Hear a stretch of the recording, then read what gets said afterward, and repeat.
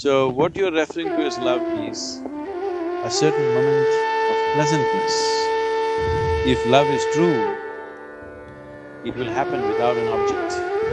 Every moment of your life you must know the pleasantness. You must constantly fall in love with everything and nothing.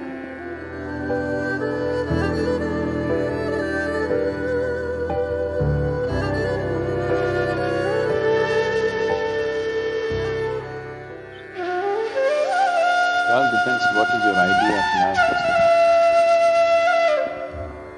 If you fell in love with one woman, one bird, one ant, one tree and something, then your love is not driven by anything, you're just falling in love.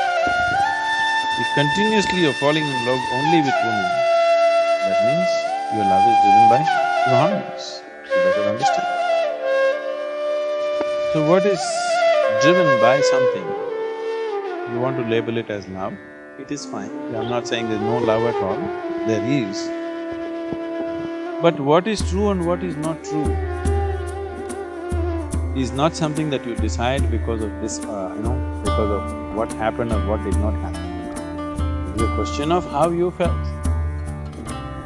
Whether it ended up in marriage, then you realize it was not love, or it did not end that way and you thought it was true love which was never realized. It's up to you how you want to handle it. But essentially, what love means is, if your physical body becomes very pleasant, generally we call this health and pleasure. If your mind becomes very pleasant, we call this peace and joy. If your emotions become very pleasant, we call this love or passion. If your life energies become very pleasant, we call this blissfulness and ecstasy. So, what you're referring to as love is a certain moment of pleasantness. Now you believe somebody caused it in you, maybe somebody did trigger it in you, somebody did stimulate that in you or inspire that in you. But essentially it is your emotions turning very pleasant, which you call as love. So, if love is true, it will happen without an object. If it's really genuine, true love, what it means is, you have made your emotions very pleasant. Whether a man is here or a woman is here or a tree is here, an ant is here, elephant is here is not the point. You've just made your emotions pleasant. Everything that you behold, you have a certain pleasantness towards it, that is love. Now this continuously 1, 2, 3, 4, 5, all are women, it's driven by hormones. Nothing… I'm not saying there's anything wrong with it, but you must understand the limitation of it. So,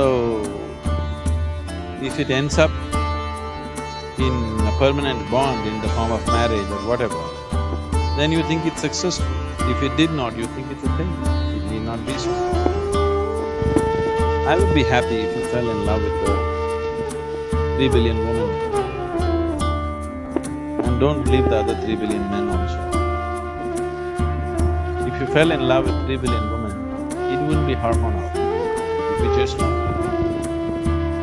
I'm in love with all the women in the world, and the men also, the ants also, and the very soil that I walk upon, and the very tree under which we are sitting.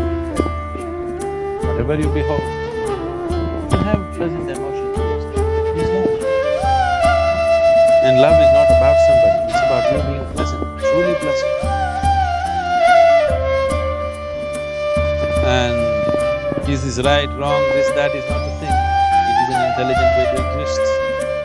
There is sufficient unpleasantness in the world. However carefully you walk, you step into something. When this is so, you don't have to manufacture your own unpleasantness within you. Only 3 times in your life if you laugh, I think you are a misfortune. For the rest of the time, you have not known that pleasantness. Every moment of your life you must know that pleasantness. You must constantly fall in love with everything and nothing. Women also included, what's the problem with that? Because you cannot tie a bond with 3 billion women, you choose one. One is convenient. If you marry five, then you will find it's very inconvenient.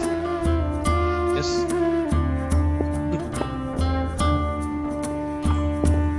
One is convenient, and above all, the reason why you tie a bond with somebody is, at least with one person in your whole life, you want somebody with whom there's no holds barred.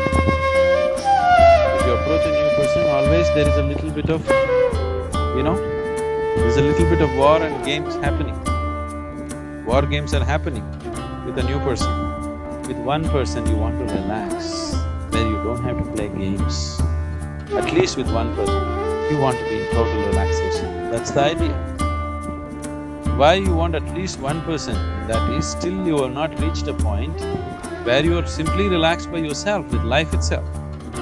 Because you are unable to relax with the whole manifestation of life around you, the million manifestations of life around you totally, at least with one person you want to find that. That's the idea of finding a bond, or building a bond with that. So people who look beyond that are people, they don't value relaxing with one person because now they're able to relax with just about anything. They are totally at ease with everything in existence. Now they don't find the need to make a bond where only at one place some relaxation happens. Rest of the place you are warlike, always trying to protect yourself. One place where you can keep your defense mechanism down. Because only when you keep your defense mechanism down, something beautiful can happen. And the need to protect yourself is gone. So the idea of forming a unit of family and the larger identities of community, nation and whatever else is simply to find a space where you can keep your defense mechanism down. Just be in a certain sense of ease. Because only in that ease, the other possibility will find expression. Otherwise, you will be just like an animal, constantly trying to survive, preserve yourself.